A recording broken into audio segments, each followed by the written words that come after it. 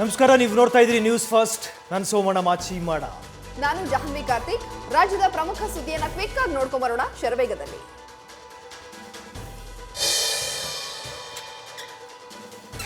ಶಿರಾದ by election ಚುನಾವಣೆ ಕೂಡ ರಂಗೇರುತ್ತಲೇ ಇದೆ. ಕಾಂಗ್ರೆಸ್ ನಾಯಕರು ಮತ್ತು ಬಿಜೆಪಿ ನಾಯಕರು ಭರ್ಜರಿ ಪ್ರಚಾರ ನಡೆಸಿದ್ದಾರೆ. ಇಂದು ಕೂಡ ಶಿರಾದ ಮಾನಂಗಿ ತಾಂಡ್ಯದಲ್ಲಿ ಮಾಜಿ ಸಿಎಂ ಸಿದ್ದರಾಮಯ್ಯ ಕಾಂಗ್ರೆಸ್ ಅಭ್ಯರ್ಥಿ ಟಿಬಿ ಜಯಚಂದ್ರ ಪರ ಪ್ರಚಾರ ನಡೆಸಿದ್ರು. ಈ ವೇಳೆ ಮಾತನಾಡಿದ ಅವರು, ನಮ್ಮ ಅಭ್ಯರ್ಥಿ ಟಿಬಿ ಜಯಚಂದ್ರರ ಗೆಲುವು ಖಚಿತ. ಈ ಹಿಂದೆ ಕಾಂಗ್ರೆಸ್ ಸರ್ಕಾರ ಕೊಟ್ಟ ಹಲವು ಭಾಗ್ಯಗಳನ್ನ ಆಧರಿಸಿ ಜನ ಮತ ಹಾಕ್ತಾರೆ ಅಂದ್ರು. ಇನ್ನು ಇದೇ ವೇಳೆ ಬಿಜೆಪಿ ರಾಜ್ಯಾಧ್ಯಕ್ಷ ನಳಿನ್ ಕುಮಾರ್ ಕಟೀಲ್ ಬಗ್ಗೆ ಮಾತನಾಡಿದ ಅವರು, ನಳಿನ್ ಕುಮಾರ್ ಕಟೀಲ್ ಇಬ್ಬರ ಮಧ್ಯೆ ಹುಳಿ ಹಿಂಡುವ ಕೆಲಸ ಮಾಡ್ತಾರೆ. ಅವರಿಗೆ ರಾಜಕೀಯ ಜ್ಞಾನ ಕಡಿಮೆ. ಅವರೊಬ್ಬರು ಯಕಶ್ಚಿತ್ ರಾಜಕಾರಣಿ. ಅವರ ಬಗ್ಗೆ ನಾನು ಹೆಚ್ಚಿಗೆ ಮಾತಾಡಲ್ಲ.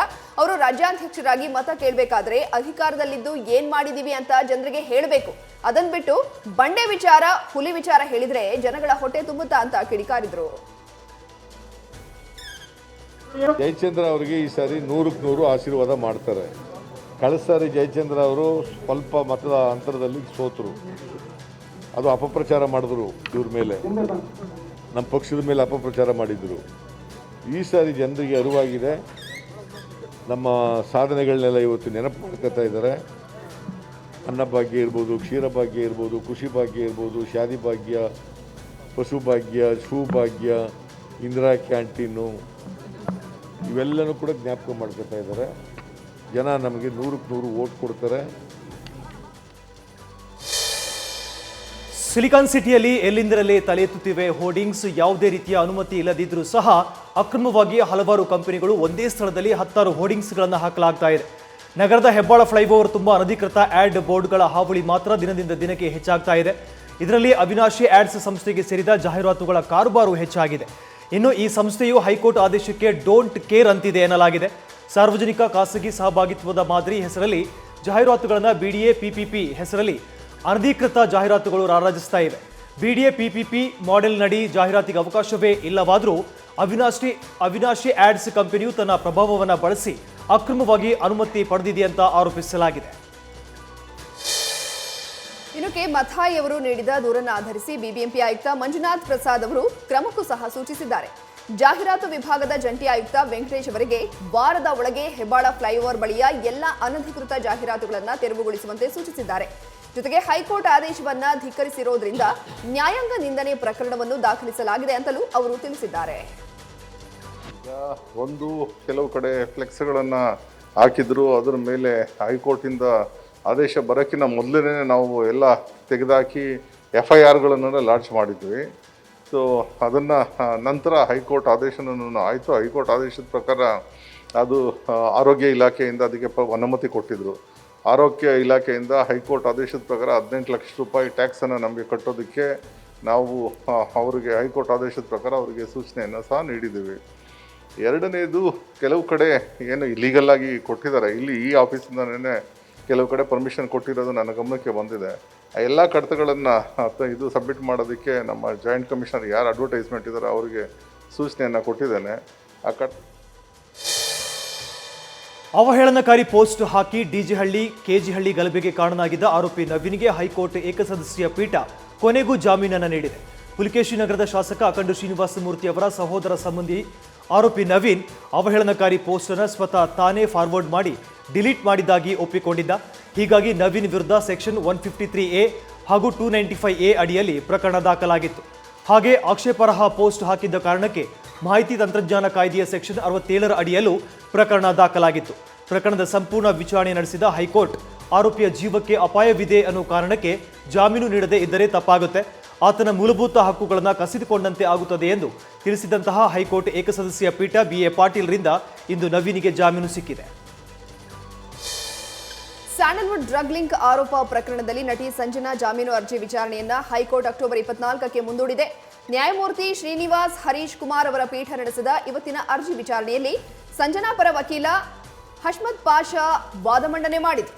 ಪ್ರಕರಣದ ಕುರಿತಾಗಿ ಶನಿವಾರ ವಿಸ್ತೃತ ವಾದ ಆಲಿಸುವುದಾಗಿ ಹೇಳಿದ ಜಡ್ಜ್ ಶ್ರೀನಿವಾಸ್ ಹರೀಶ್ ಕುಮಾರ್ ಅಕ್ಟೋಬರ್ 24ಕ್ಕೆ ಅರ್ಜಿ ವಿಚಾರಣೆಯನ್ನು ಮುಂದೂಡಿದ್ದಾರೆ.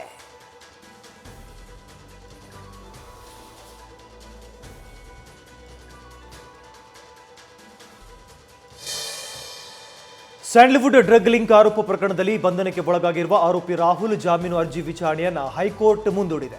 ನ್ಯಾಯಮೂರ್ತಿ BV ಪಾಟೀಲ್ ಅವರಿದ್ದ ಪೀಠ ರಾಹುಲ್ ಅರ್ಜಿ ವಿಚಾರಣೆಯನ್ನ ನವೆಂಬರ್ 4ಕ್ಕೆ ಮುಂದೂಡಿತು. ಆಕ್ಷೇಪಣೆ ಸಲ್ಲಿಸಲು ಸಿಸಿಬಿ ಪರ ವಕೀಲರು ಸಮಯ ಕೇಳಿದ ಹಿನ್ನೆಲೆಯಲ್ಲಿ ಜಾಮೀನು ಅರ್ಜಿಯನ್ನ ಹೈಕೋರ್ಟ್ ಮುಂದಕ್ಕೆ ಹಾಕಿದೆ. ನೆರೆ ಪೀಡಿತರಿಗೆ 50,000 ಕೋಟಿ ಬಿಡುಗಡೆ ಮಾಡುವಂತೆ ಒತ್ತಾಯಿಸಿ ಬಳ್ಳಾರಿಯ ಡಿಸಿ ಕಚೇರಿ ಎದುರು ಈಶಾನ್ಯ ಪದವೀಧರ ಕ್ಷೇತ್ರದ ಸ್ಪರ್ಧಿ ವಾಟಾಳ್ ನಾಗರಾಜ್ ಪ್ರತಿಭಟನೆ ನಡೆಸಿದ್ರು. ಉತ್ತರ ಕರ್ನಾಟಕಕ್ಕೆ ಆಗಿರುವ ಅನ್ಯಾಯ ಸರಿಪಡಿಸುವಂತೆ ಆಗ್ರಹಿಸಿ ರಾಜ್ಯ ಸರ್ಕಾರ ವಿರುದ್ಧ ಧರಣಿ ನಡೆಸಿದ್ರು. ಪದೇ ಪದೇ ಉತ್ತರ ಕರ್ನಾಟಕಕ್ಕೆ ಎಲ್ಲ ಸರ್ಕಾರಗಳಿಂದ ಅನ್ಯಾಯವಾಗ್ತಾ ಇದೆ, ಕೂಡಲೇ ಉತ್ತರ ಕರ್ನಾಟಕಕ್ಕೆ ವಿಶೇಷ ಪ್ಯಾಕೇಜ್ ಘೋಷಣೆ ಮಾಡಬೇಕು ಅಂತ ಆಗ್ರಹಿಸಿದ್ರು. ಪ್ರತಿಭಟನೆ ವೇಳೆ ಸಾಮಾಜಿಕ ಅಂತರ ಪಾಲಿಸದೆ ನೀತಿ ಸಂಹಿತೆ ಉಲ್ಲಂಘಿಸಿ ಕಾರ್ಯಕರ್ತರೊಂದಿಗೆ ವಾಟಾಳ್ ನಾಗರಾಜ್ ಪ್ರತಿಭಟನೆ ನಡೆಸಿದ್ರು. ಭಿಕ್ಷಾಟನೆ ಮಾಡುತ್ತಿದ್ದ 5 ಮಕ್ಕಳನ್ನು ರಕ್ಷಿಸಿದ ಪೊಲೀಸರು ಅವರನ್ನ ಮಕ್ಕಳ ಸಹಾಯವಾಣಿಗೆ ಕರೆದೊಯ್ದು ಘಟನೆ ಬಳ್ಳಾರಿ ಜಿಲ್ಲೆಯ ಹೊಸಪೇಟೆ ನಗರದಲ್ಲಿ ನಡೆದಿದೆ. ನಗರದ ಸಾಯಿಬಾಬಾ ದೇವಸ್ಥಾನದ ಬಳಿ ಮಕ್ಕಳು ಭಿಕ್ಷಾಟನೆ ಮಾಡುತ್ತಿದ್ದಾರೆ ಎಂದು ಮಹಿಳಾ ಮತ್ತು ಮಕ್ಕಳ ಕಲ್ಯಾಣ ಇಲಾಖೆಯ ಸಹಾಯವಾಣಿಗೆ ದೂರು ಬಂದ ಹಿನ್ನೆಲೆಯಲ್ಲಿ ASI ಸುರೇಶ್ ಅವರ ನೇತೃತ್ವದ ತಂಡ ಭಿಕ್ಷಾಟನೆ ಮಾಡುತ್ತಿದ್ದ 5 ಅಪ್ರಾಪ್ತರನ್ನ ರಕ್ಷಿಸಿದ್ದಾರೆ. ನಂತರ ಜಂಬೂನಾಥ ರಸ್ತೆಯಲ್ಲಿರುವ ಮಕ್ಕಳ ಸಹಾಯವಾಣಿ ಕೇಂದ್ರಕ್ಕೆ ಕರೆದೊಯ್ದು ಮಕ್ಕಳ ಪೋಷಕರನ್ನ ಕರೆಸಿ ಮನ ಪರಿವರ್ತನೆ ಮಾಡಿದ್ದಾರೆ. RR ನಗರ ಬೈ ಎಲೆಕ್ಷನ್ ವಿಚಾರವಾಗಿ ಡಿಕೆಶಿ ಪೊಲೀಸರ ಜೊತೆಗೆ ವಾಗ್ವಾದ ನಡೆಸಿದ್ರು. ಈ ವಿಚಾರಕ್ಕೆ ಕಂದಾಯ ಸಚಿವ R ಅಶೋಕ್ ಖಡಕ್ ಆಗಿಯೇ ಉತ್ತರ ಕೊಟ್ಟಿದ್ದಾರೆ. ಡಿಕೆ ಶಿವಕುಮಾರ್ ಅವರಿಗೆ ಕನಕಪುರ ಚುನಾವಣೆ ಸಂದರ್ಭದಲ್ಲಿ ಪೊಲೀಸ್ ಠಾಣೆಗೆ ರೈಲ್ವೆ ಸ್ಟೇಷನ್ಗೆ ಹೋಗಿ ಅಭ್ಯಾಸವಿದೆ, ಹೀಗಾಗಿ ಅವರು ಈ ರೀತಿಯಾಗಿ ನಡೆದುಕೊಳ್ತಾರೆ. ಕಾಂಗ್ರೆಸ್ ಅಂದ್ರೇನೆ ಗೂಂಡಾಗಿರಿ, ಕಾಂಗ್ರೆಸ್ಗೆ ಸೋಲಿನ ಭೀತಿ ಎದುರಾಗಿದೆ ಅಂತ ತಿಳಿಸಿದ್ರು. ಈ ಥರದ್ದೆಲ್ಲ ಚುನಾವಣೆಗಳು ಪೊಲೀಸ್ ಸ್ಟೇಷನ್ ಹತ್ರ, ರೈಲ್ವೆ ಸ್ಟೇಷನ್ ಹತ್ರ ಇವೆಲ್ಲ ಮಾಡಿ ಅಭ್ಯಾಸ. ನಮಗೆ ಪೋಲಿಂಗ್ ಬೂತಲ್ಲಿ ಮಾಡಿ ಅಭ್ಯಾಸ. ನಮ್ಮದು BJP, ಅವ್ರದ್ದು ಕಾಂಗ್ರೆಸ್ ಅಂದರೆ ಗೂಂಡಾಗಿರಿ. ಅದರಿಂದ ಅವ್ರಿಗೆ ಆ ಅಭ್ಯಾಸ ಇರೋದ್ರಿಂದ ಹಾಗೆ ಹೇಳ್ತಾ ಇದ್ದಾರೆ ಅಷ್ಟೇ. ಅವ್ರಿಗೆ ಸೋಲಿನ ಭೀತಿ ಅವಾಗೆ ವಾಸನೆ ಹೊಡೆದ್ಬಿಟ್ಟಿದೆ. ಅವ್ರಿಗೆ ಇದ್ದಂಥ 9 ಕಾರ್ಪೊರೇಟರ್ಗಳು BJP ಜೊತೆ ಇದ್ದಾರೆ. 5 ಜನ ಕಾಂಗ್ರೆಸ್ ಅವರು ಕಾರ್ಪೊರೇಟರ್ಗಳನ್ನ ಅಲ್ಲಿನ ಬ್ಲ್ಯಾಕ್ ಪ್ರೆಸಿಡೆಂಟ್ನ, ಪ್ರತಿ ವಾರ್ಡಿನ ಬ್ಲ್ಯಾಕ್ ಪ್ರೆಸಿಡೆಂಟ್ನ ಕಾಂಗ್ರೆಸ್ಸಿನ ಅಧ್ಯಕ್ಷರ ಕೈಲಿ ಒಬ್ಬರನ್ನೂ ಹಿಡ್ಕೊಳಕ್ಕಾಗಿಲ್ಲ. ಒಬ್ಬರನ್ನೂ ಅವ್ರ ಜೊತೆ ಕರ್ಕೊಂಡು ಹೋಗೋಕ್ಕಾಗಿಲ್ಲ. ಅಂದರೆ ಕಾಂಗ್ರೆಸ್ ಎಂಥ ಹೀನಾ ಸ್ಥಿತಿಯಲ್ಲಿ ಇದೆ ಅನ್ನೋದು ಅರ್ಥ ಆಗ್ತದೆ. ಅವರು ಪೊಲೀಸ್ ಠಾಣೆಯಲ್ಲಿ ಕುಳಿತು ಪೊಲೀಸ್ ಅಧಿಕಾರಿಗಳಿಗೆ ಆವಾಜ್ ಹಾಕಿದ್ದ ಡಿಕೆಶಿ ವಿರುದ್ಧ RR ನಗರದ ಬಿಜೆಪಿ ಅಭ್ಯರ್ಥಿ ಮುನಿರತ್ನ ಕಿಡಿಕಾರಿದ್ದಾರೆ. ಕ್ಷೇತ್ರದಲ್ಲಿ ಹೊರಗಿಂದ ಬಂದವರಿಂದಲೇ ಕೊಲೆಗಳು ಸಂಭವಿಸುವ ಸಾಧ್ಯತೆಗಳಿವೆ. ಕಾಂಗ್ರೆಸ್ನವರು ಈಗಾಗಲೇ ಹೊರಗಿನಿಂದ 4,000 ಜನರನ್ನ ಕರೆಸಿದ್ದಾರೆ. ಈ ಸಲ ಚುನಾವಣೆಯಲ್ಲಿ ರಾಜಕೀಯ ದ್ವೇಷ ಕಂಡುಬರುತ್ತಿಲ್ಲ, ಬದಲಿಗೆ ವೈಯಕ್ತಿಕ ದ್ವೇಷ ಹೆಚ್ಚಾಗಿ ಕಂಡುಬರ್ತಾ ಇದೆ. ಚುನಾವಣೆ ಗೆಲ್ಲಲು ಇವರು ಏನ್ ಬೇಕಾದರೂ ಮಾಡಲು ಹಿಂಜರಿಯೋದಿಲ್ಲ. RR ನಗರವನ್ನ ಬಳ್ಳಾರಿ ಮಾಡಲು ಹೊರಟಿದ್ದಾರೆ. ಈ ರೀತಿ ಕ್ಷೇತ್ರದಲ್ಲಿ ಯಾವತ್ತೂ ನಡೆದಿಲ್ಲ. ಇಂತಹ ಸಂಸ್ಕೃತಿ ನಮ್ಮ ಕ್ಷೇತ್ರದಲ್ಲಿ ಬೆಳೆಸೋದು ಬೇಡ. ನಾನು ತುಂಬಾ ನೊಂದು ಈ ಮಾತುಗಳನ್ನು ಆಡಿದ್ದೇನೆ ಅಂತ ಪರೋಕ್ಷವಾಗಿ ಕಾಂಗ್ರೆಸ್ ವಿರುದ್ಧ ಕಿಡಿಕಾರಿದ್ದಾರೆ. ಸ್ಥಳ ಅಲ್ಲ ಇದು. ಇವತ್ತು ಇಲ್ಲಿ ನಡೀತಾ ಇರೋಂಥ ಪರಿಸ್ಥಿತಿ, ಇವತ್ತು ಹೊರಭಾಗದಿಂದ ಸುಮಾರು 4,000 ಜನ ಬಂದಿದ್ದಾರೆ. ಚುನಾವಣೆ ರಾಜಕೀಯ ದ್ವೇಷ ಇರಲಿ, ಆದರೆ ವೈಯಕ್ತಿಕ ದ್ವೇಷ ಹೋಗ್ತಾ ಇದೆ. ಅದು ನನ್ನ ಕಣ್ಮುಂದೆ ಕಾಣ್ತಾ ಇದೆ. ಈ ಕ್ಷೇತ್ರದಲ್ಲಿ ರಾಜಕೀಯ ಮುಗಿದ ಮೇಲೆ ಬೈದಾಟ, ಕೆಸರಾಟ, ವಾಟ್ಸಪ್ಪು, ಫೇಸ್ಬುಕ್ಕು, ಟ್ವಿಟರ್ಗಳಲ್ಲಿ ಬೈತಾ ಇರ್ತಾರೆ, ತೇಜೋವಧೆ ಮಾಡ್ತಾ ಇರ್ತಾರೆ. ಅದು ಸಹಜವಾಗಿ ಜನ ಅದರ ತೀರ್ಮಾನ ಅವ್ರ ಕೈಯಲ್ಲೇ ಇರುತ್ತೆ. ಆದರೆ ಇವತ್ತು ಬಂದಿರತಕ್ಕಂಥ ವ್ಯಕ್ತಿಗಳು ಇವತ್ತು ನಮ್ಮ BJP ಪಕ್ಷದಲ್ಲಿ ನನಗೆ ಅನ್ನಿಸ್ತಾ ಇದೆ, ನಾನು ಈಗಾಗಲೇ ಕೇಂದ್ರ ಸರ್ಕಾರಕ್ಕೆ ಮತ್ತು ರಾಜ್ಯ ಸರ್ಕಾರಕ್ಕೆ ಎಲ್ರಿಗೂ ಪತ್ರ ಬರೀತೇನೆ. ಇಲ್ಲಿ ಮರ್ಡರ್ಗಳಾಗುವಂಥ ಚಾನ್ಸಸ್ಸು ತುಂಬ ಇದೆ. ಯಾಕೆಂದರೆ ಇವತ್ತು ಅಂಥ ಒಂದು ವಾತಾವರಣ ನಿರ್ಮಾಣ ಆಗ್ತಾ ಇದೆ. ಹೊರಭಾಗದಿಂದ 4,000 ಜನ ಬಂದಿದ್ದಾರೆ. ಬಿಜೆಪಿಯಲ್ಲೇ ಆಂತರಿಕ ಕಲಹ ಇದೆ ಎಂಬುದು ಈಗಾಗಲೇ ಸಾಬೀತಾಗಿದೆ. ಯತ್ನಾಳ್ ಅವರು ಮುಖ್ಯಮಂತ್ರಿಯಾದರೆ ಸ್ವಾಗತ ಮಾಡ್ತೀನಿ ಅಂತ ಮಾಜಿ ಸಚಿವ ಬಸವರಾಜ ಹೊರಟ್ಟಿ ಹೇಳಿದ್ದಾರೆ. ಕೊಪ್ಪಳದಲ್ಲಿ ಮಾತನಾಡಿದ ಅವರು, ಈಗಾಗಲೇ ಬಿಜೆಪಿಯಲ್ಲಿ ಆಂತರಿಕ ಕಲಹ ಆರಂಭವಾಗಿದೆ. ಯತ್ನಾಳ್ ಅವರು ಹೇಳಿರೋದ್ರಲ್ಲಿ ಏನೋ ಒಳ ಅರ್ಥವಿದೆ. ಅವರ ಹೇಳಿಕೆಯಿಂದ ಯಾರದ್ದೋ ಕುಮ್ಮಕ್ಕು ಇದೆ, ಹಾಗೆ ಕೇಂದ್ರದ ಪ್ರಭಾವಿಗಳ ಪಾತ್ರವಿದೆ ಅಂತ ಹೇಳಿದ್ದಾರೆ. ಇದು ನನ್ನ 42 ವರ್ಷದ ರಾಜಕೀಯ ಅನುಭವದ ಹಿನ್ನೆಲೆಯಿಂದ ಹೇಳ್ತಾ ಇದ್ದೀನಿ. ಅದೇನೇ ಆಗಲಿ ಅವರ ನಡುವಿನ ಕಲಹ ಅದು. ಆದರೆ ಸರ್ಕಾರ ಇರುತ್ತೋ ಹೋಗುತ್ತೋ ಗೊತ್ತಿಲ್ಲ. ಉತ್ತರ ಕರ್ನಾಟಕದವರು ಯಾವುದೇ ಪಕ್ಷದವರು CM ಆದರೂ ಸ್ವಾಗತ ಅಂತ ಹೇಳಿದ್ದಾರೆ. ಪಿಕ್ ಪಾಕೆಟ್ ಮಾಡುವ ಕುಖ್ಯಾತ ಅಂತರ್ಜಿಲ್ಲಾ ಕಳ್ಳರನ್ನ ಉಡುಪಿಯಲ್ಲಿ ಬಂಧಿಸಲಾಗಿದೆ. ಉಡುಪಿಯಲ್ಲಿ ಬೆಂಗಳೂರಿನ ಅರ್ಚನಾ ರಾವ್ ಅವರು ಉಡುಪಿ ಸಿಟಿ ಬಸ್ ನಿಲ್ದಾಣದಿಂದ ಕಡಿಯಾಳಿಗೆ ಹೋಗುವಾಗ ಬಸ್ಸಿನಲ್ಲಿ ಅಪರಿಚಿತ ಮಹಿಳೆಯರು ಅರ್ಚನಾ ಅವರ ಬ್ಯಾಗ್ನಲ್ಲಿದ್ದ ಪರ್ಸ್ ಕಳುವು ಮಾಡಿದ್ರು. ಪರ್ಸ್ನಲ್ಲಿ 4 ATM ಕಾರ್ಡ್, ವೋಟರ್ ID, 5,000 ರೂಪಾಯಿ ನಗದು ಕಳುವು ಮಾಡಲಾಗಿತ್ತು. ಬಳಿಕ ಎಟಿಎಂ ಕಾರ್ಡ್ ಬಳಸಿ 25,000 ರೂಪಾಯಿ ನಗದೀಕರಿಸಲಾಗಿತ್ತು. ಈ ಬಗ್ಗೆ ಉಡುಪಿ ನಗರ ಠಾಣೆಯಲ್ಲಿ ಪ್ರಕರಣವೂ ಸಹ ದಾಖಲಾಗಿತ್ತು. ನಂತರ ತನಿಖೆಗೆ ಮುಂದಾದ ಉಡುಪಿ ವೃತ್ತ ನಿರೀಕ್ಷಕ ಮಂಜುನಾಥ್, ಉಡುಪಿ ನಗರ ಠಾಣೆಯ ಪೊಲೀಸ್ ಉಪನಿರೀಕ್ಷಕ ಶಕ್ತಿವೇಲು ಮತ್ತು ವಾಸಪ್ಪ ನಾಯಕ್ ಹಾಗೂ ಸಿಬ್ಬಂದಿ ಒಳಗೊಂಡ ವಿಶೇಷ ತಂಡ ಬಳ್ಳಾರಿ ಜಿಲ್ಲೆಯ ಗುಂಡೂರು ನಿವಾಸಿಗಳಾದ 33 ವರ್ಷದ ಕವಿತಾ, 35 ವರ್ಷದ ಸವಿತಾ ಮತ್ತು 25 ವರ್ಷದ ಲತಾ ಎಂಬ ಆರೋಪಿಗಳನ್ನು ಯಶಸ್ವಿಯಾಗಿ ಬಂಧಿಸಿದ್ದಾರೆ. ಸಿಲಿಕಾನ್ ಸಿಟಿಯ ಹಲವೆಡೆ ಇಂದು ಸಹ ಮಳೆ ಮುಂದುವರೆದಿದ್ದು ಪ್ರತಿದಿನ ಸಂಜೆ ಮೇಲೆ ಸುರಿತಾ ಇದ್ದ ಧಾರಾಕಾರ ಮಳೆ ಇಂದು ಮಧ್ಯಾಹ್ನದಿಂದಲೇ ನಗರದ freedom park, KR circle, corporation, Mysuru ರಸ್ತೆ, ಜಯನಗರ, ಲಾಲ್ಬಾಗ್ ರಸ್ತೆ ಸೇರಿ ಕೆಆರ್ ಮಾರ್ಕೆಟ್ನ ಸುತ್ತಮುತ್ತಲೂ ಮಳೆರಾಯ ಮತ್ತೆ ಅಬ್ಬರಿಸಿದ್ದಾನೆ. ಬಂಗಾಳಕೊಲ್ಲಿಯಲ್ಲಿ ವಾಯುಭಾರ ಕುಸಿತದ ಪರಿಣಾಮ ನಗರದಲ್ಲಿ ಕಳೆದ ಕೆಲ ದಿನಗಳಿಂದ ಮಳೆಯಾಗ್ತಾ ಇದ್ದು ಇನ್ನು 2 ದಿನ ನಗರದಲ್ಲಿ ಮಳೆಯಾಗುವ ಸಾಧ್ಯತೆ ಇದೆ ಅಂತ ಹವಾಮಾನ ಇಲಾಖೆ ಮುನ್ಸೂಚನೆ ನೀಡಿದೆ. ಏಷ್ಯಾ ಖಂಡದ 2ನೇ ಅತಿ ದೊಡ್ಡ ಕೆರೆಯಾಗಿರುವಂತಹ ದಾವಣಗೆರೆ ಜಿಲ್ಲೆಯ ಚನ್ನಗಿರಿ ತಾಲೂಕಿನ ಶಾಂತಿಸಾಗರ ಕೆರೆ ತುಂಬಿದ್ದು ಕೋಡಿ ಬೀಳಲು ಕೇವಲ 1 ಅಡಿಯಷ್ಟೇ ಬಾಕಿ ಇದೆ. ಕಳೆದ 2 ದಿನಗಳಿಂದ ಜಿಲ್ಲೆಯಲ್ಲಿ ಸತತ ಮಳೆಯಾಗಿದ್ದು ಕೆರೆಯ ಗರಿಷ್ಠ ಮಟ್ಟ 27 ಅಡಿ ಇದೆ. ಇದರಲ್ಲಿ 26 ಅಡಿ ಕೆರೆ ತುಂಬಿದ್ದು ಕೆರೆ ತುಂಬಿ ಕೋಡಿ ಬೀಳೋದಕ್ಕೆ ಕೇವಲ 1 ಅಡಿ ಮಾತ್ರ ಬಾಕಿ ಇದೆ. ಸುಮಾರು 6,550 ಎಕರೆ ವಿಸ್ತೀರ್ಣವುಳ್ಳ ಕೆರೆ ಇದಾಗಿದ್ದು ಕೆರೆಯಿಂದ ಸುಮಾರು 2,500 ಹೆಕ್ಟೇರ್ ಕೃಷಿ ಭೂಮಿಗೆ ಅನುಕೂಲವಾಗಲಿದೆ. ಜೊತೆಗೆ ಇದು 100 ಹಳ್ಳಿಗಳಿಗೆ ಕುಡಿಯುವ ನೀರನ್ನು ಒದಗಿಸಲಿದ್ದು ಸಾವಿರಾರು ಜನರ ಜೀವನಾಡಿಯಾಗಿದೆ. ಹಾವೇರಿಯಲ್ಲಿ ಸ್ವಲ್ಪ ಬಿಡುವು ಕೊಟ್ಟಿದ್ದ ಮಳೆರಾಯ ಮತ್ತೆ ಆರ್ಭಟಿಸಲು ಮುಂದಾಗಿದ್ದಾನೆ. ಹಾವೇರಿ ಜಿಲ್ಲೆಯ ರಟ್ಟಿಹಳ್ಳಿಯಲ್ಲಿ ಕಳೆದ 2 ಗಂಟೆಯಿಂದ ಗುಡುಗು ಸಹಿತ ಭಾರಿ ಮಳೆಯಾಗ್ತಾ ಇದೆ. ಇನ್ನು ಜಿಲ್ಲೆಯಲ್ಲಿ ಈಗಾಗಲೇ ಮಳೆಯಿಂದಾಗಿ ಸಾಕಷ್ಟು ಹಾನಿ ಉಂಟಾಗಿದೆ. ಮತ್ತೆಲ್ಲಿ ವರುಣ ಕೆಂಗಣಿಗೆ ಗುರಿಯಾಗ್ತೀವಿ ಅಂತ ಹೇಳಿ ರೈತರು ಕಂಗಾಲಾಗಿದ್ದಾರೆ. ಇನ್ನು ಯಾದಗಿರಿಯಲ್ಲೂ ಮಳೆರಾಯ ಸ್ವಲ್ಪ ಬಿಡುವು ಕೊಟ್ಟಿದ್ದು ಭೀಮಾ ನದಿಯ ನೀರು ತಗ್ಗುತ್ತಿದೆ. ಜಿಲ್ಲೆಯಲ್ಲಿ ವಾರಗಳ ಕಾಲ ಆರ್ಭಟಿಸಿದ ಭೀಮೆ ಸದ್ಯ ಶಾಂತವಾಗಿದ್ದು ನದಿ ಪಾತ್ರದ ಜನರು ಸಹಜ ಸ್ಥಿತಿಯತ್ತ ತಲುಪುತ್ತಿದ್ದಾರೆ. ಭೀಮಾ ನದಿಯಲ್ಲಿ 1,70,000 ಕ್ಯೂಸೆಕ್ ನೀರಿನ ಹರಿವಿದ್ದು ಮಳೆ ಬಂದಾಗ 8 ಲಕ್ಷ ಕ್ಯೂಸೆಕ್ ವರೆಗೂ ನೀರು ಹರಿದಿತ್ತು. ಇನ್ನು ಶಹಾಪುರ ತಾಲೂಕಿನ ತಂಗಡಿಗೆಯಿಂದ ವಡಗೇರ ತಾಲೂಕಿನ ಸಂಗಮ ಗ್ರಾಮದವರೆಗೆ ಹರಿಯುವ ಭೀಮಾ ನದಿ ಸಾಕಷ್ಟು ಅವಾಂತರ ಮತ್ತು ಹಾನಿಯುಂಟು ಮಾಡಿತ್ತು. ಸದ್ಯ ಭೀಮೆ ಶಾಂತವಾಗಿ ಹರಿಯುತ್ತಿರುವುದರಿಂದ ಜನರು ನಿಟ್ಟುಸಿರು ಬಿಟ್ಟಿದ್ದಾರೆ. ಕೆಆರ್ಡಿಎಲ್ ಎಂಬ ಖಾಸಗಿ ಕಂಪನಿಯು ಹಾವೇರಿ ಜಿಲ್ಲೆಯ ಹಿರೇಕೆರೂರು, ಚಿಕ್ಕೆರೂರು ರಸ್ತೆ ಬೈಪಾಸ್ ಬ್ರಿಡ್ಜ್ ನಿರ್ಮಾಣಕ್ಕಾಗಿ ಕಾಲುವೆಯೊಂದನ್ನು ಒಡೆದು ಹಾಕಿದ್ದು ಇದರಿಂದ ಕಾಲುವೆ ನೀರು 100 ಎಕರೆ ಜಮೀನಿಗೆ ನುಗ್ಗಿ ಹಾನಿ ಮಾಡಿದೆ. ಈಗಾಗಲೇ ಮಳೆಯಿಂದ ಕಂಗಾಲಾಗಿರುವ ರೈತರಿಗೆ ಇದು ಗಾಯದ ಮೇಲೆ ಬರೆಳೆದಂತಾಗಿದೆ. ಯಾವುದೇ ಮುಂಜಾಗ್ರತಾ ಕ್ರಮವಿಲ್ಲದೆ ಈ ಕಾಲುವೆ ಒಡೆದು ಹಾಕಿದ್ರಿಂದ ಹತ್ತಿ, ಭತ್ತ ಸೇರಿ ಹಲವು ಬೆಳೆಗಳು ನಾಶವಾಗಿವೆ. ಇದರಿಂದ ಕಂಗಾಲಾಗಿರುವ ರೈತರು ತಮಗಾಗಿರುವ ನಷ್ಟವನ್ನ ಕೆಆರ್ಡಿಎಲ್ ಕಂಪನಿಯವರೇ ಭರಿಸಬೇಕೆಂದು ಪಟ್ಟು ಹಿಡಿದಿದ್ದಾರೆ.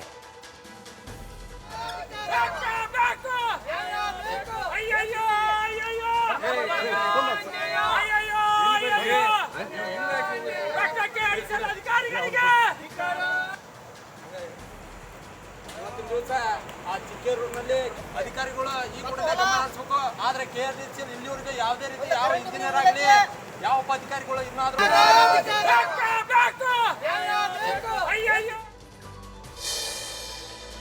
ವಿಜಯಪುರ ಜಿಲ್ಲೆಯಲ್ಲಿ ಭೀಮೆ, ಡೋಣಿ ನದಿಗಳ ಪ್ರವಾಹದಿಂದ ಅದೆಷ್ಟೋ ಕುಟುಂಬಗಳು ಬೀದಿ ಪಾಲಾಗಿವೆ. ಅದರಲ್ಲೂ ರೈತರು ಬೆವರು ಹರಿಸಿ ಬೆಳೆದಿದ್ದ ಸಾವಿರಾರು ಹೆಕ್ಟೇರ್ ಪ್ರದೇಶದಲ್ಲಿನ ಬೆಳೆ ಮಳೆಗೆ ಸಂಪೂರ್ಣ ನಾಶವಾಗಿದೆ. ಬೆಳೆ ಕಳೆದುಕೊಂಡು ರೈತ ಕಂಗಾಲಾಗಿದ್ದು ನಮಗೆ ಸರ್ಕಾರ ಆದಷ್ಟು ಬೇಗ ಬೆಳೆಗೆ ಪರಿಹಾರ ನೀಡಬೇಕು ಅಂತ ಆಗ್ರಹಿಸಿದ್ದಾರೆ. ಭಾರಿ ಮಳೆಯಿಂದ ನದಿಯಿಂದ ಕಾಲುವೆಗೆ ಹರಿದು ಬಂದಿದ್ದ ಮೊಸಳೆಯನ್ನ ಗ್ರಾಮಸ್ಥರು ರಕ್ಷಿಸಿದ ಘಟನೆ ವಿಜಯಪುರ ಜಿಲ್ಲೆಯ ಕೊಲ್ಹಾರ ತಾಲೂಕಿನ ತೆಲಗಿಯಲ್ಲಿ ನಡೆದಿದೆ.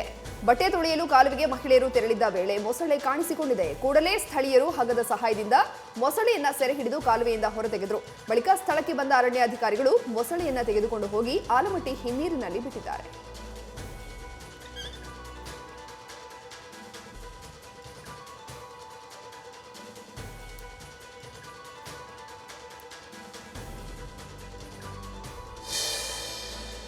ಉಡುಪಿಯ ಮಲ್ಪೆ ಬಂದರಿನಿಂದ ತೆರಳಿ ಕಾನೂನು ಬಾಹಿರವಾಗಿ ಮೀನುಗಾರಿಕೆ ನಡೆಸಿದ ತಮಿಳುನಾಡು ಮೂಲದ ಮೀನುಗಾರರ ವಿರುದ್ಧ ಮಲ್ಪೆ ಮೀನುಗಾರರು ಪ್ರತಿಭಟನೆ ನಡೆಸಿದ್ದಾರೆ. ತಮಿಳುನಾಡು ಮೂಲದ ಮೀನುಗಾರರು ಲೈಟ್ ಅಳವಡಿಸಿ ಮೀನು ಹಿಡಿಯುತ್ತಿದ್ದುದನ್ನು ಮಲ್ಪೆ ಮೀನುಗಾರರು ಪ್ರಶ್ನಿಸಿದ್ದಾರೆ. ಈ ವೇಳೆ ತಮಿಳು ಮೀನುಗಾರರು ಮಲ್ಪೆ ಮೀನುಗಾರರ ಬೋಟ್ ಹಾನಿ ಮಾಡಿದ್ದಲ್ಲದೆ ಗೂಂಡಾಗಿರಿ ವರ್ತನೆ ತೋರಿಸಿದ್ರು. ಇದರಿಂದ ಕೆರಳಿದ ಮಲ್ಪೆ ಮೀನುಗಾರರು ಪ್ರತಿಭಟನೆ ನಡೆಸಿದ್ದಾರೆ. ಈ ವೇಳೆ ಸ್ಥಳಕ್ಕೆ ಬಂದ ಕರಾವಳಿ ಕಾವಲು ಪಡೆ ಪೊಲೀಸರು ಪರಿಸ್ಥಿತಿಯನ್ನು ತಿಳಿಗೊಳಿಸಿದ್ದಾರೆ. ಕುಕ್ಕೆ ಸುಬ್ರಹ್ಮಣ್ಯ ದೇವಸ್ಥಾನದಲ್ಲಿ ಕೋಟ್ಯಾಂತರ ರೂಪಾಯಿ ಬೆಲೆ ಬಾಳುವ ಪ್ರಾಚೀನ ವಿಗ್ರಹ ಮತ್ತು ಆಭರಣಗಳು ನಾಪತ್ತೆಯಾಗಿರುವ ಶಂಕೆ ವ್ಯಕ್ತವಾಗಿದೆ. ದೇವಸ್ಥಾನದ ಗರ್ಭಗುಡಿ ಒಳಗಿದ್ದ ವಜ್ರದ ಕಂಠಿಹಾರ, ಆಭರಣಗಳು, ಸತ್ಯನಾರಾಯಣ ದೇವರ ಬೆಳ್ಳಿಯ ಫಲಕ, ಕುಕ್ಕೆ ಲಿಂಗದೇವಳದ ಬಳಿ ಇದ್ದಂತಹ ಬೆಳ್ಳಿಯ ಆಭರಣಗಳು, ಪ್ರಾಚೀನ ಕಾಲದ ಪಂಚಲೋಹದ ವಿಗ್ರಹಗಳು ನಾಪತ್ತೆಯಾಗಿವೆ ಎನ್ನಲಾಗ್ತಾ ಇದ್ದು, ಈ ಬಗ್ಗೆ ಮಂಗಳೂರು ಎಸಿಬಿ ದಳಕ್ಕೆ ಸ್ಥಳೀಯ ಭಕ್ತರು ದೂರು ನೀಡಿದ್ದಾರೆ. ಈ ಬಗ್ಗೆ ತನಿಖೆಗೆ ಅಧಿಕಾರಿಗಳು ನಿರ್ಲಕ್ಷ್ಯ ವಹಿಸಿದ್ದು, ಪ್ರಕರಣದಲ್ಲಿ ಪ್ರಭಾವಿಗಳ ಕೈವಾಡ ಇರುವ ಶಂಕೆ ವ್ಯಕ್ತವಾಗಿದೆ. ಕೊರೋನಾ ಲಕ್ಷಣಗಳಿದ್ರೆ ಮನೆಯಲ್ಲೇ ಕ್ವಾರಂಟೈನ್ ಆಗಿ ಅಂತ ಕೊರೋನಾ ವಾರಿಯರ್ಸ್ ಹೇಳೋದು ಅವರ ಒಳ್ಳೆಯದಕ್ಕಾಗಿಯೇ. ಆದರೆ ಈ ರೀತಿ ಒಳ್ಳೆಯದನ್ನೇ ಬಯಸಿದ ಕೊರೋನಾ ವಾರಿಯರ್ಸ್ಗೆ ಅವಮಾನ ಮಾಡಿದ್ರಿ ಅಂತ ಗುಂಪು ಕಟ್ಟಿಕೊಂಡು ಬಂದು ಹೊಡೆದಿರುವ ಘಟನೆ ಬಾಗಲಕೋಟೆ ಜಿಲ್ಲೆಯ ಹೊಸಕೋಟೆಯಲ್ಲಿ ನಡೆದಿದೆ. ಕೊರೋನಾ ಲಕ್ಷಣಗಳು ಕಂಡು ಬಂದವರಿಗೆ ಮನೆಯಲ್ಲೇ ಏರಿ, ಹೊರಗಡೆ ಬಂದರೆ ಮತ್ತೊಬ್ಬರಿಗೆ ಹರಡುತ್ತೆ, ಮನೆಯಲ್ಲೇ ಕ್ವಾರಂಟೈನ್ ಆಗಿ ಅಂತ ನರ್ಸ್ ಒಬ್ಬರು ಬುದ್ಧಿ ಮಾತು ಹೇಳಿದ್ದಾರೆ. ಇದಕ್ಕೆ ಕೋಪಗೊಂಡ ಆರೋಪಿಗಳು ಕೊರೋನಾ ಇದೆ ಅಂತ ಹೇಳಿ ನಮ್ಮೂರಲ್ಲಿ ನಮ್ಮ ಮಾನ ಮರ್ಯಾದೆ ಕಳೆದ್ರಿ ಅಂತ ಕೈಯಲ್ಲಿ ಕೋಲು ಹಿಡಿದುಕೊಂಡು ಬಂದು ಹಲ್ಲೆ ಮಾಡಿದ್ದಾರೆ. ಆರೋಪಿಗಳು ಹಲ್ಲೆ ಮಾಡ್ತಿರೋದನ್ನ ನರ್ಸ್ ಕುಟುಂಬಸ್ಥರು ವಿಡಿಯೋ ಮಾಡ್ತಿದ್ರೆ ಅವರ ಮೇಲೂ ಹಲ್ಲೆ ಮಾಡಿದ್ದಾರೆ. ಸದ್ಯ ಗಾಯಗೊಂಡ ನರ್ಸ್ನ ಖಾಸಗಿ ಆಸ್ಪತ್ರೆಗೆ ದಾಖಲು ಮಾಡಲಾಗಿದ್ದು, ಈ ಪ್ರಕರಣ ಸಂಬಂಧ ಆರೋಪಿಗಳ ವಿರುದ್ಧ ಕೆರೂರು ಠಾಣೆಯಲ್ಲಿ ಎಫ್ಐಆರ್ ದಾಖಲು ಮಾಡಲಾಗಿದೆ. ದೇಶಾದ್ಯಂತ ಇಂದು ಹೊಸದಾಗಿ 55,839 ಜನರಿಗೆ ಕೊರೋನಾ ತಗುಲಿದ್ದು, ಒಟ್ಟು ಸೋಂಕಿತರ ಸಂಖ್ಯೆ 77,08,947ಕ್ಕೆ ಏರಿದೆ. ಕಳೆದ 24 ಗಂಟೆಗಳಲ್ಲಿ 702 ಜನ ಕೊರೋನಾದಿಂದಾಗಿ ಮೃತಪಟ್ಟಿದ್ದಾರೆ. ಇದುವರೆಗೆ ಮಹಾರಾಷ್ಟ್ರದಲ್ಲಿ 16,17,658, ಆಂಧ್ರಪ್ರದೇಶದಲ್ಲಿ 7,93,299 ಜನರಿಗೆ ಸೋಂಕು ತಗುಲಿದೆ. ನಂತರದ ಸ್ಥಾನದಲ್ಲಿರುವ ಕರ್ನಾಟಕದಲ್ಲಿ 7,82,773 ಜನರಿಗೆ ಕೊರೋನಾ ಪಾಸಿಟಿವ್ ವರದಿಯಾಗಿದೆ. ದೇಶದಲ್ಲಿ ಇದುವರೆಗೆ 68,74,518 ಜನ ಗುಣಮುಖರಾಗಿ ಆಸ್ಪತ್ರೆಯಿಂದ ಡಿಸ್ಚಾರ್ಜ್ ಆಗಿದ್ದು, ಇದುವರೆಗೂ ಕೊರೋನಾ 1,16,681 ಜನರನ್ನ ಬಲಿ ಪಡೆದಿದೆ. ಇನ್ನು ವಿಶ್ವದಲ್ಲಿ ಇದುವರೆಗೂ 4,15,89,498 ಜನರಿಗೆ ಕೊರೋನಾ ಮಹಾಮಾರಿ ವಕ್ಕರಿಸಿದೆ. ಕೊರೋನಾದಿಂದ ಇದುವರೆಗೂ 11,37,829 ಜನರು ಮೃತಪಟ್ಟಿದ್ದು, 3,09,61,675 ಜನರು ಗುಣಮುಖರಾಗಿದ್ದಾರೆ. ಒಟ್ಟಾರೆ ಸದ್ಯ ಜಗತ್ತಿನಲ್ಲಿ 94,89,994 ಸಕ್ರಿಯ ಪ್ರಕರಣಗಳಿವೆ. ಕೊರೋನಾ ಪೀಡಿತ ದೇಶಗಳಲ್ಲಿ ಭಾರತ 2ನೇ ಸ್ಥಾನದಲ್ಲಿದ್ದು, ಅಮೆರಿಕ ಮೊದಲ ಸ್ಥಾನದಲ್ಲಿದೆ. ಇನ್ನು ಭಾರತದ ನಂತರದ ಸ್ಥಾನದಲ್ಲಿ ಬ್ರೆಜಿಲ್, ರಷ್ಯಾ ಮತ್ತು ಸ್ಪೇನ್ ದೇಶಗಳಿವೆ. ತಮಿಳುನಾಡಿನ ಪ್ರತಿಯೊಬ್ಬರಿಗೂ ಕೊರೋನಾ ಲಸಿಕೆಯನ್ನು ಉಚಿತವಾಗಿ ನೀಡಲಾಗುವುದು ಎಂದು ಮುಖ್ಯಮಂತ್ರಿ ಎಡಪ್ಪಾಡಿ ಪಳನಿಸ್ವಾಮಿ ಘೋಷಿಸಿದ್ದಾರೆ. ಪುದುಕೊಟ್ಟೈನಲ್ಲಿ ಇಂದು ವಿವಿಧ ಸರ್ಕಾರಿ ಕಲ್ಯಾಣ ಯೋಜನೆಗಳಲ್ಲಿ ಭಾಗವಹಿಸಿ ಮಾತನಾಡಿದ ಅವರು, ತಮಿಳುನಾಡಿನಲ್ಲಿ ಕೊರೋನಾ ಲಸಿಕೆಯನ್ನು ಉಚಿತವಾಗಿ ನೀಡಲಾಗುವುದು. ಲಸಿಕೆ ಬಳಕೆಗೆ ಸಿಕ್ಕ ಬಳಿಕ ತಮಿಳುನಾಡು ಸರ್ಕಾರವು ಸಾರ್ವಜನಿಕರಿಗೆ ಉಚಿತವಾಗಿ ಲಸಿಕೆ ನೀಡುತ್ತದೆ ಎಂದಿದ್ದಾರೆ. ನಂತರ ಕೊರೋನಾ ಅವಧಿಯಲ್ಲಿ ತಮಿಳುನಾಡಿನ ಸರ್ಕಾರ ಕೈಗೊಂಡ ಕ್ರಮಗಳು ಮತ್ತು ಜಾಗೃತಿ ಅಭಿಯಾನದ ಕುರಿತು ಮಾಹಿತಿ ನೀಡಿದರು. ರಷ್ಯಾದ ಕೋವಿಡ್-19 ಲಸಿಕೆ ಸ್ಪುಟ್ನಿಕ್ಗೆ ಭಾರತದಲ್ಲಿ ಪ್ರಯೋಗಾತ್ಮಕ ಪರೀಕ್ಷೆ ನಡೆಸಲು ಕಳೆದ ವಾರವಷ್ಟೇ ಡಿಸಿಜಿಐನಿಂದ ಅನುಮತಿ ನೀಡಿತಾದರೂ ಲಸಿಕಾ ಪ್ರಯೋಗ ತಾಣವನ್ನೇ ಗೊತ್ತು ಮಾಡಿಲ್ಲ ಎಂದು ಹೇಳಲಾಗಿದೆ. ಕಳೆದ ವಾರ ಭಾರತದಲ್ಲಿ ಕ್ಲಿನಿಕಲ್ ಪ್ರಯೋಗಗಳಿಗೆ ನಿಯಂತ್ರಕ ಅನುಮೋದನೆಗಳನ್ನು ಪಡೆದ ರಷ್ಯಾದ ಸ್ಪುಟ್ನಿಕ್ ವಿ ಲಸಿಕೆಯನ್ನು ಭಾರತದಲ್ಲಿ ಮೊದಲು 100 ಸ್ವಯಂ ಸೇವಕರಲ್ಲಿ ಪ್ರಯೋಗಿಸಲಾಗುತ್ತದೆ. ಈ ವೇಳೆ ಸುರಕ್ಷತೆ ಮತ್ತು ಇಮ್ಯುನಿಟಿ ಜೆನಿಸಿಟಿ ಡೇಟಾವನ್ನು ಉತ್ಪಾದಿಸಬೇಕು ಮತ್ತು 3ನೇ ಹಂತದ ಕ್ಲಿನಿಕಲ್ ಪ್ರಯೋಗಕ್ಕೆ ಮುಂದುವರಿಯುವ ಮೊದಲು ಮೌಲ್ಯಮಾಪನಕ್ಕೆ ಸಲ್ಲಿಸಬೇಕು. ಇನ್ನು ಈ ಪ್ರಯೋಗದ ಮೇಲುಸ್ತುವಾರಿಯನ್ನು ಡಾಕ್ಟರ್ ರೆಡ್ಡಿ ಪ್ರಯೋಗಾಲಯಕ್ಕೆ ನೀಡಲಾಗಿದೆ. ಆದರೆ ಈವರೆಗೂ ಲಸಿಕೆ ಪ್ರಯೋಗ ತಾಣವನ್ನೇ ಅಂತಿಮಗೊಳಿಸಿಲ್ಲ. ಆದರೆ ಪ್ರಾಯೋಗಿಕ ತಾಣ ಅಂತಿಮಗೊಳಿಸುವ ಸಂಬಂಧ ಪ್ರಕ್ರಿಯೆಗಳು ಚಾಲ್ತಿಯಲ್ಲಿವೆ ಎನ್ನಲಾಗಿದೆ. ವಾಯುಮಾಲಿನ್ಯ ಭಾರತದಲ್ಲಿ ಅತಿ ದೊಡ್ಡ ಅಪಾಯದಲ್ಲಿದೆ ಎಂದು ಯುಎಸ್ ಮೂಲದ ಎನ್ಜಿಒ ಒಂದು ಹೊಸ ಜಾಗತಿಕ ಅಧ್ಯಯನದಲ್ಲಿ ಹೇಳಿದೆ. 2019ರಲ್ಲಿ ಭಾರತದಲ್ಲಿ 16.7 ಲಕ್ಷ ಜನರ ಸಾವಿಗೆ ವಾಯು ಮಾಲಿನ್ಯ ಕಾರಣವಾಗಿದೆ. ಅವರಲ್ಲಿ 1 ಲಕ್ಷಕ್ಕೂ ಹೆಚ್ಚು ಮಕ್ಕಳು 1 ತಿಂಗಳಿನಿಂದ ಕಡಿಮೆ ವಯಸ್ಸಿನವರಾಗಿದ್ದಾರೆ ಅಂತ ಅಧ್ಯಯನದಲ್ಲಿ ಬಹಿರಂಗಪಡಿಸಿದೆ. 2019ರಲ್ಲಿ ಮೊದಲ ತಿಂಗಳಲ್ಲಿ ಈ ವಾಯು ಮಾಲಿನ್ಯವು 1,16,000ಕ್ಕೂ ಹೆಚ್ಚು ಭಾರತೀಯ ಶಿಶುಗಳ ಸಾವಿಗೆ ಕಾರಣವಾಗಿದೆ ಅಂತ ತಿಳಿಸಿದೆ. ದೇಶದ ನಕ್ಷೆಯನ್ನು ಟ್ವಿಟರ್ ತಪ್ಪಾಗಿ ನಿರೂಪಿಸುವ ಕಾರಣ ಟ್ವಿಟರ್ ಸಿಇಒ ಜಾಕ್ ಡೋರ್ಸಿ ಅವರಿಗೆ ಕೇಂದ್ರ ಸರ್ಕಾರ ಪತ್ರ ಬರೆದು ತೀವ್ರ ಅಸಮ್ಮತಿಯನ್ನು ತಿಳಿಸಿದೆ. ಇಂಥ ಪ್ರಯತ್ನಗಳು ಟ್ವಿಟರ್ಗೆ ಅಪಖ್ಯಾತಿಯನ್ನು ತರುವುದಲ್ಲದೆ ಅದರ ತಟಸ್ಥತೆ ಮತ್ತು ಪ್ರಾಮಾಣಿಕತೆ ಬಗೆಗಿನ ಪ್ರಶ್ನೆಗಳನ್ನು ಹುಟ್ಟುಹಾಕುತ್ತದೆ ಎಂದು ಐಟಿ ಕಾರ್ಯದರ್ಶಿ ಅಜಯ್ ಸಾಹಿನಿ ಕಠಿಣ ಪತ್ರದ ಮೂಲಕ ಟ್ವಿಟರ್ಗೆ ಎಚ್ಚರಿಕೆ ನೀಡಿದ್ದಾರೆ. ಈ ಹಿಂದೆ ಜಮ್ಮು ಮತ್ತು ಕಾಶ್ಮೀರದ ಲೇಹ್ ಪೀಪಲ್ಸ್ ರಿಪಬ್ಲಿಕ್ ಆಫ್ ಚೀನಾದಲ್ಲಿರುವುದಾಗಿ ಟ್ವಿಟರ್ ಭೂನಕ್ಷೆ ತೋರಿಸಿತ್ತು. ದೇಶದ ಸಮಗ್ರತೆ ಮತ್ತು ಸಾರ್ವಭೌಮತೆಯನ್ನು ಅಗೌರವ ತೋರಿಸುವುದು ಕಾನೂನು ಬಾಹಿರ ಮತ್ತು ಸ್ವೀಕಾರ ಅಲ್ಲ ಅಂತ ಸರ್ಕಾರ ಟ್ವಿಟರ್ಗೆ ಎಚ್ಚರಿಕೆ ನೀಡಿದೆ. ಬಿಹಾರದ ಡಿಸಿಎಂ ಸುಶೀಲ್ ಕುಮಾರ್ ಮೋದಿಗೆ ಕೊರೋನಾ ಪಾಸಿಟಿವ್ ಬಂದಿದೆ. ಈ ಬಗ್ಗೆ ಸ್ವತಃ ಸುಶೀಲ್ ಮೋದಿ ಟ್ವೀಟ್ ಮಾಡಿದ್ದು, ನನಗೆ ಕೊರೋನಾ ಪಾಸಿಟಿವ್ ಬಂದಿದೆ, ಆದರೆ ಎಲ್ಲವೂ ನಾರ್ಮಲ್ ಆಗಿದೆ. 2 ದಿನದಿಂದ ಸ್ವಲ್ಪ ಜ್ವರ ಕಾಣಿಸಿಕೊಂಡಿತ್ತು. ಸದ್ಯ ಎಲ್ಲವೂ ನಾರ್ಮಲ್ ಆಗಿದೆ. ಪಾಟ್ನಾದ ಏಮ್ಸ್ ಆಸ್ಪತ್ರೆಯಲ್ಲಿ ಚಿಕಿತ್ಸೆ ಪಡಿತಾ ಇದ್ದೀನಿ. ಆದಷ್ಟು ಬೇಗ ಗುಣಮುಖನಾಗಿ ಬರ್ತೀನಿ ಅಂತ ಟ್ವೀಟ್ ಮಾಡಿದ್ದಾರೆ. ಬಿಹಾರದ ಚುನಾವಣಾ ಕಾವು ದಿನೇ ದಿನೇ ಬಿಸಿ ಏರುತ್ತಲೇ ಇದೆ. ಬಿಹಾರದಲ್ಲಿ ಬಿಜೆಪಿ ಸ್ಟಾರ್ ನಾಯಕರು ಭರ್ಜರಿ ಪ್ರಚಾರಕ್ಕೆ ಮುಂದಾಗಿದ್ದಾರೆ. ಇಂದು ಕೂಡ ಬಿಜೆಪಿ ರ್ಯಾಲಿಯನ್ನು ಮುಂದುವರೆಸಿದ್ದು, ಇಂದು ಕೂಡ ಯುಪಿ ಸಿಎಂ ಯೋಗಿ ಆದಿತ್ಯನಾಥ್ ಪ್ರಚಾರದಲ್ಲಿ ಅಬ್ಬರಿಸಿದ್ದಾರೆ. ಈ ವೇಳೆ ಮಾತನಾಡಿದ ಅವರು, ಜಾತಿಯ ರಾಜಕೀಯ ಮಾಡೋರು ಕನ್ನಡಿಯನ್ನ ತೋರಿಸ್ತಾರೆ, ಜಾತಿ ಧರ್ಮ ಘೋಷಣೆಗಳು ಯುಪಿಯಲ್ಲಿ ಕೆಲಸ ಮಾಡುವುದಿಲ್ಲ ಅಂತಾರೆ. ಆದರೆ ಬಿಜೆಪಿ ಅಭಿವೃದ್ಧಿ ಮತ್ತು ರಾಷ್ಟ್ರೀಯತೆಯ ಘೋಷಣೆಗಳನ್ನು ಮಾತ್ರ ಕಾರ್ಯನಿರ್ವಹಿಸುತ್ತೆ. ಪಶ್ಚಿಮ ಉತ್ತರ ಪ್ರದೇಶಕ್ಕಾಗಿ ಚೌಧರಿ ಚರಣ್ ಸಿಂಗ್ ಕಂಡ ಕನಸನ್ನ ಬಿಜೆಪಿ ಈಡೇರಿಸಿದೆ. ಬೇರೆ ಯಾವ ಪಕ್ಷವೂ ತನ್ನ ಕನಸುಗಳನ್ನು ನನಸಾಗಿಸಲು ಸಾಧ್ಯವಿಲ್ಲ. ಬಿಜೆಪಿ ಅಭಿವೃದ್ಧಿ ಪರವೇ ಕೆಲಸ ಮಾಡುತ್ತೆ ಅಂತ ವಿರೋಧ ಪಕ್ಷಗಳ ವಿರುದ್ಧ ಹರಿಹಾಯ್ದಿದ್ದಾರೆ. ಬಿಹಾರದ ಚುನಾವಣಾ ರಂಗು ದಿನೇ ದಿನೇ ರಂಗೇರುತ್ತಲೇ ಇದೆ. ಬಿಜೆಪಿ, ಜೆಡಿಪಿ ಮೈತ್ರಿ ಮತ್ತು ಆರ್ಜೆಡಿ ಪಕ್ಷಗಳ ನಡುವಿನ ಬಿರುಸಿನ ಸವಾಲು ನಡೆಯುತ್ತಾ ಇದೆ. ಅತ್ತ ಬಿಜೆಪಿ ನಾಯಕರು ಬೃಹತ್ ಪ್ರಚಾರ ನಡೆಸಿದ್ದು, ಇತ್ತ ಆರ್ಜೆಡಿ ಪಕ್ಷದವರು ಬಿರುಸಿನ ಪ್ರಚಾರ ನಡೆಸಿದ್ದಾರೆ. ಇಂದು ಪ್ರಚಾರದಲ್ಲಿ ಮಾತನಾಡಿದ ಮಹಾಗಠಬಂಧನ್ನ ಸಿಎಂ ಅಭ್ಯರ್ಥಿ ತೇಜಸ್ವಿ ಯಾದವ್, ಮುಖ್ಯಮಂತ್ರಿ ನಿತೀಶ್ ಕುಮಾರ್ ಮಾನಸಿಕವಾಗಿ ಹಾಗೂ ದೈಹಿಕವಾಗಿ ದಣಿದಿದ್ದು ಬಿಹಾರವನ್ನು ಸಮರ್ಥವಾಗಿ ನಿರ್ವಹಿಸಲು ಅವರಿಗೆ ಸಾಧ್ಯವಾಗ್ತಾ ಇಲ್ಲ ಅಂತ ಕಾಲೆಳೆದಿದ್ದಾರೆ. ಅಲ್ಲದೆ ನಿತೀಶ್ ಕುಮಾರ್ ಸರ್ಕಾರದಿಂದ ಕಳೆದ 15 ವರ್ಷಗಳಲ್ಲಿ ಯಾವುದೇ ಉದ್ಯೋಗಾವಕಾಶ ಸೃಷ್ಟಿಯಾಗಿಲ್ಲ, ಕೈಗಾರಿಕೆಗಳು ಸ್ಥಾಪನೆಯಾಗಿಲ್ಲ, ವಲಸಿಗರ ಸಂಖ್ಯೆ ಹೆಚ್ಚಿದೆ, ಬಡತನದ ಪ್ರಮಾಣ ಮತ್ತಷ್ಟು ಏರಿಕೆಯಾಗ್ತಾ ಇದೆ. ಪರಿಸ್ಥಿತಿ ಹೀಗಿರುವಾಗ ಯಾವ ಆಧಾರದ ಮೇಲೆ ಅವರು ಮತ ಕೇಳ್ತಾರೆ ಅಂತ ಪ್ರಶ್ನಿಸಿದ್ದಾರೆ. ಬಿಹಾರದ ವಿಧಾನಸಭಾ ಚುನಾವಣೆ ದಿನದಿಂದ ದಿನಕ್ಕೆ ರಂಗೇರ್ತಾ ಇದ್ದು, ಎಲ್ಲ ಪಕ್ಷಗಳು ಮತದಾರರನ್ನ ಸೆಳೆಯೋದಕ್ಕೆ ಮುಂದಾಗಿವೆ. ಇಂದು ಬಿಹಾರದಲ್ಲಿ ಬಿಜೆಪಿ ಪ್ರಣಾಳಿಕೆ ಬಿಡುಗಡೆ ಮಾಡಿದೆ. ಕೇಂದ್ರ ಹಣಕಾಸು ಸಚಿವೆ ಬಿಜೆಪಿ ನಾಯಕಿ ನಿರ್ಮಲಾ ಸೀತಾರಾಮನ್ ಅವರು ಪಾಟ್ನಾದಲ್ಲಿ ಬಿಜೆಪಿಯ ಪ್ರಣಾಳಿಕೆ ಬಿಡುಗಡೆ ಮಾಡಿದ್ರು. ರಾಜ್ಯದ ಪ್ರತಿಯೊಬ್ಬರಿಗೂ ಉಚಿತ ಕೋವಿಡ್-19 ಲಸಿಕೆ ನೀಡುವ ಭರವಸೆಯನ್ನು ಬಿಜೆಪಿ ನೀಡಿದೆ. ಅಲ್ಲದೆ ಬಿಹಾರದ 19 ಲಕ್ಷ ಜನರಿಗೆ ಉದ್ಯೋಗ ನೀಡುವ ಆಶ್ವಾಸನೆಯನ್ನು ಕೂಡ ಬಿಜೆಪಿ ಪ್ರಣಾಳಿಕೆಯ ಒಳಗೊಂಡಿದೆ. ಇನ್ನು ಪ್ರಣಾಳಿಕೆ ಬಿಡುಗಡೆ ಮಾತನಾಡಿದ ನಿರ್ಮಲಾ ಸೀತಾರಾಮನ್, ನಮ್ಮ ಪ್ರಣಾಳಿಕೆ ಬಗ್ಗೆ ಯಾರಾದರೂ ಪ್ರಶ್ನೆಗಳನ್ನು ಎತ್ತಿದ್ರೆ ನಾವು ಅವರಿಗೆ ವಿಶ್ವಾಸದಿಂದ ಉತ್ತರ ನೀಡುತ್ತೇವೆ ಅಂತ ಹೇಳಿದ್ದಾರೆ. ರೆಡ್ಮಿ ಮೊಬೈಲ್ಗಳನ್ನು ಸಾಗಿಸ್ತಾ ಇದ್ದ ಟ್ರಕ್ ಒಂದನ್ನು ಹೈಜಾಕ್ ಮಾಡಿದ ಕಳ್ಳರ ಗ್ಯಾಂಗ್ ಒಂದು ಸುಮಾರು 15 ಕೋಟಿ ರೂಪಾಯಿ ಮೌಲ್ಯದ 14,400 ಮೊಬೈಲ್ಗಳನ್ನು ಕದ್ದು ಪರಾರಿಯಾಗಿದ್ದಾರೆ. ತಮಿಳುನಾಡಿನ ಕೃಷ್ಣಗಿರಿ ಸಮೀಪ ಬೆಂಗಳೂರು ಚೆನ್ನೈ ಹೆದ್ದಾರಿಯಲ್ಲಿ ಈ ಘಟನೆ ನಡೆದಿದ್ದು, 10 ಜನರ ದುಷ್ಕರ್ಮಿಗಳ ತಂಡ ಈ ಕೃತ್ಯವೆಸಗಿದೆ ಎನ್ನಲಾಗ್ತಾ ಇದೆ. ಇನ್ನು ಸಿನಿಮೀಯ ರೀತಿ ಮೊದಲು ಟ್ರಕ್ನಲ್ಲಿದ್ದ 6 ಜನ ಡ್ರೈವರ್, ಕ್ಲೀನರ್ ಮೇಲೆ ಹಲ್ಲೆ ನಡೆಸಿದ ಕಳ್ಳರು ಹಗ್ಗದಿಂದ ಅವರನ್ನ ಕಟ್ಟಿಹಾಕಿದ್ರು. ಮತ್ತೊಂದು ವಾಹನದಲ್ಲಿ ಬಂದ 4 ಅವರನ್ನ ಕಾರ್ನಲ್ಲಿ ಹತ್ತಿಸಿಕೊಂಡು ಸ್ವಲ್ಪ ದೂರ ಮುಂದೆ ಸಾಗಿ ಬಳಿಕ ರಸ್ತೆ ಪಕ್ಕದ ಪೊದೆಯಲ್ಲಿ ಬಿಸಾಡಿ ತೆರಳಿದ್ರು. ಸದ್ಯ ಘಟನೆ ಸಂಬಂಧ ದೂರು ದಾಖಲಿಸಿಕೊಂಡಿರುವ ಸೇಲಂ ಪೊಲೀಸರು 17 ತಂಡಗಳೊಂದಿಗೆ ದರೋಡೆಕೋರರ ಹುಡುಕಾಟದಲ್ಲಿ ನಿರತರಾಗಿದ್ದಾರೆ. ಅಮೆರಿಕದಲ್ಲಿ ಅಧ್ಯಕ್ಷೀಯ ಚುನಾವಣೆ ಭಾರಿ ಸೌಂಡ್ ಮಾಡ್ತಾ ಇದೆ. ಜೋ ಬೈಡನ್ ಹಾಗೂ ಟ್ರಂಪ್ ಜಟಾಪಟಿ ದಿನೇ ದಿನೇ ಹೆಚ್ಚಾಗ್ತಾನೇ ಇದೆ. ಈಗ ಜೋ ಬೈಡನ್ ಪರ ಪ್ರಚಾರಕ್ಕೆ ಮಾಜಿ ಅಧ್ಯಕ್ಷ ಬರಾಕ್ ಒಬಾಮಾ ಎಂಟ್ರಿ ಕೊಟ್ಟಿದ್ದಾರೆ. ಈ ಬಗ್ಗೆ ಡೊನಾಲ್ಡ್ ಟ್ರಂಪ್ ಪ್ರತಿಕ್ರಿಯೆ ನೀಡಿದ್ದು, ಡೆಮಾಕ್ರೆಟಿಕ್ ಪಕ್ಷದ ಅಭ್ಯರ್ಥಿ ಜೋ ಬೈಡನ್ ಪರ ಮಾಜಿ ಅಧ್ಯಕ್ಷ ಬರಾಕ್ ಒಬಾಮಾ ಚುನಾವಣೆ ಪ್ರಚಾರ ಕೈಗೊಂಡಿದ್ದರೂ ಯಾವುದೇ ಪರಿಣಾಮವಾಗುವುದಿಲ್ಲ. ಬೈಡನ್ ಪರ ಒಬಾಮಾ ಪ್ರಚಾರ ಮಾಡುತ್ತಿರುವುದು ಒಳ್ಳೆಯ ಸುದ್ದಿ. ಒಬಾಮಾ ಅವರು ಉತ್ತಮ ಆಡಳಿತ ನೀಡುವಲ್ಲಿ ವಿಫಲರಾಗಿದ್ದರಿಂದಲೇ ಜನರು ನನ್ನನ್ನು ಆಯ್ಕೆ ಮಾಡಿ ಶ್ವೇತಭವನಕ್ಕೆ ಕಳಿಸಿದ್ದಾರೆ. 2016ರಲ್ಲಿ ಹಿಲರಿ ಕ್ಲಿಂಟನ್ ಪರವೂ ಒಬಾಮಾ ಭರ್ಜರಿ ಪ್ರಚಾರ ನಡೆಸಿದ್ರು, ಆದರೂ ನಾನು ಗೆದ್ದು ಬಂದೆ ಅಂತ ಟಾಂಗ್ ಕೊಟ್ಟಿದ್ದಾರೆ. ದೇಶೀಯ ನಿರ್ಮಿತ ಜಲಾಂತರ್ಗಾಮಿ ವಿರೋಧಿ ಯುದ್ಧ ನೌಕೆಗಳಾದ ಐಎನ್ಎಸ್ ಕರವಟ್ಟಿ ಭಾರತೀಯ ನೌಕಾಪಡೆಗೆ ಸೇರ್ಪಡೆಯಾಗಿದೆ. ಇಂದು ಬೆಳಗ್ಗೆ ಭಾರತೀಯ ಸೇನೆ ಮುಖ್ಯಸ್ಥ ಜನರಲ್ ಮನೋಜ್ ಮುಕುಂದ್ ನರವಣೆ ವಿಶಾಖಪಟ್ಟಣಂನ ನೌಕಾನೆಲೆಯಲ್ಲಿ ಭಾರತೀಯ ನೌಕಾಪಡೆಗೆ ಸೇರಿಸಿದ್ರು. ಕರವಟ್ಟಿ ಅತ್ಯಾಧುನಿಕ ಶಸ್ತ್ರಾಸ್ತ್ರಗಳು ಮತ್ತು ಜಲಾಂತರ್ಗಾಮಿ ನೌಕೆಗಳನ್ನು ಪತ್ತೆ ಹಚ್ಚುವ ಮತ್ತು ಸಂಶೋಧನೆಗೆ ಒಳಪಡಿಸುವ ಸಂವೇದಕವನ್ನು ಹೊಂದಿದೆ. ಜಲಾಂತರ್ಗಾಮಿ ವಿರೋಧಿ ಯುದ್ಧ ಸಾಮರ್ಥ್ಯದ ಜೊತೆಗೆ ಹಡಗು ವಿಶ್ವಾಸಾರ್ಹ ಸಂರಕ್ಷಣೆ ಸಾಮರ್ಥ್ಯ ಮತ್ತು ದೀರ್ಘ ಶ್ರೇಣಿಯ ನಿಯೋಜನೆಗಳಿಗೆ ಉತ್ತಮ ಕಾರ್ಯಕ್ಷಮತೆಯನ್ನು ಹೊಂದಿದೆ. ಹಡಗಿನಲ್ಲಿ 90% ಸ್ಥಳೀಯ ವಸ್ತುಗಳಿವೆ ಮತ್ತು ಸೂಪರ್ ಸ್ಟ್ರಕ್ಚರ್ಗಾಗಿ ಇಂಗಾಲದ ಸಂಯೋಜನೆಗಳನ್ನು ಬಳಸುವುದು ಭಾರತೀಯ ಹಡಗು ನಿರ್ಮಾಣದಲ್ಲಿ ಸಾಧಿಸಿದ ಶ್ಲಾಘನೀಯ ಸಾಧನೆಯಾಗಿದೆ.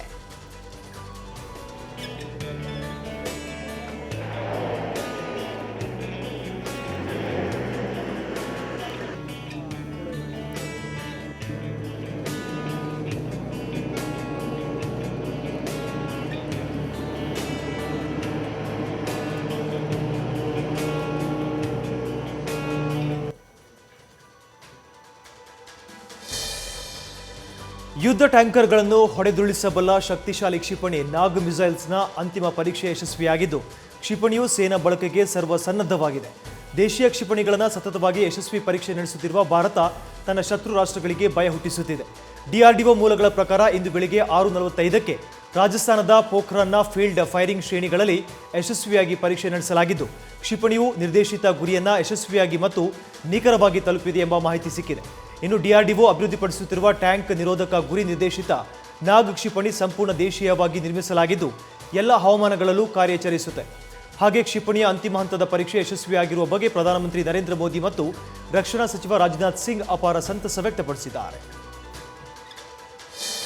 ಗೂಢಚಾರಿಕೆ ಮತ್ತು ಭಯೋತ್ಪಾದನೆ ಆರೋಪದಲ್ಲಿ ಭಾರತದ ನೌಕಾಪಡೆಯ ಮಾಜಿ ಅಧಿಕಾರಿ ಕುಲ್ಭೂಷಣ್ ಜಾಧವ್ ಅವರಿಗೆ ವಿಧಿಸಲಾಗಿದ್ದ ಗಲ್ಲು ಶಿಕ್ಷೆಯನ್ನು ಪರಾಮರ್ಶೆ ನಡೆಸಲು ಪಾಕಿಸ್ತಾನ ಸಂಸತ್ ಒಪ್ಪಿಗೆ ನೀಡಿದೆ. ವಿರೋಧ ಪಕ್ಷಗಳ ತೀವ್ರ ವಿರೋಧದ ನಡುವೆಯೂ ಪಾಕಿಸ್ತಾನ ರಾಷ್ಟ್ರೀಯ ಸಂಸತ್ನ ಕಾನೂನು ಮತ್ತು ನ್ಯಾಯಸ್ಥಾಯಿ ಸಮಿತಿಯು ಜಾಧವ್ ಅವರ ಗಲ್ಲು ಶಿಕ್ಷೆಯನ್ನು ಪರಾಮರ್ಶೆ ನಡೆಸುವ ಮಸೂದೆಗೆ ಒಪ್ಪಿಗೆ ನೀಡಿದೆ.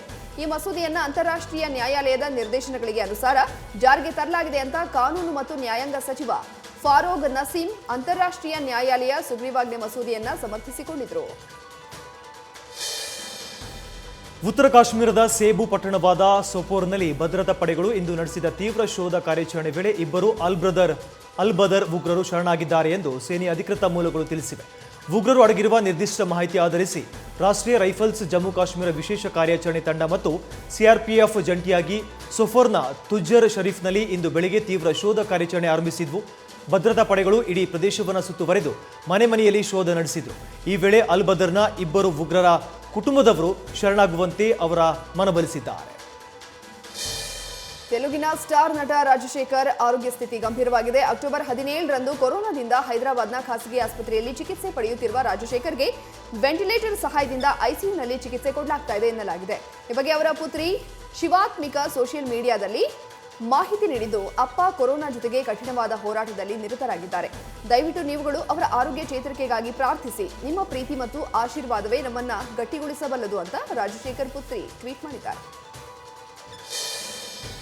ಸೌತ್ ಇಂಡಿಯಾದ ಮೋಸ್ಟ್ ಎಕ್ಸ್ಪೆಕ್ಟೆಡ್ ಮೂವಿ RRR ಸಿನಿಮಾದ junior NTR introduction teaser release ಆಗಿದೆ. ಕೊಮರಂ ಭೀಮ್ ಅನ್ನೋ ಪಾತ್ರದಲ್ಲಿ NTR ಆರ್ಭಟಿಸಿದ್ದು, ಹಿಂದೆಂದೂ ಕಾಣದ ಮ್ಯಾಸಿವ್ ಲುಕ್ನಲ್ಲಿ ಯಂಗ್ ಟೈಗರ್ ಜಲಪಡಿಸಿದ್ದಾರೆ. ಈ ಟೀಸರ್ನ ಸಿನಿಮಾದ ಮತ್ತೊಬ್ಬ ನಾಯಕ ನಟ ರಾಮ್ ಚರಣ್ ರಿಲೀಸ್ ಮಾಡಿದ್ದು ಯೂಟ್ಯೂಬ್ನಲ್ಲಿ ಟ್ರೆಂಡ್ ಆಗ್ತಾ ಇದೆ. ಕಾಡಲಿ ರಕ್ತದ ಮಡಿಲಲ್ಲಿ ಆರ್ಭಟಿಸೋ ಕೊಮರಂ ಭೀಮ್ ಪಾತ್ರದ ಅಬ್ಬರಕ್ಕೆ ಅಭಿಮಾನಿಗಳು ಬೋಲ್ಡ್ ಆಗಿದ್ದಾರೆ.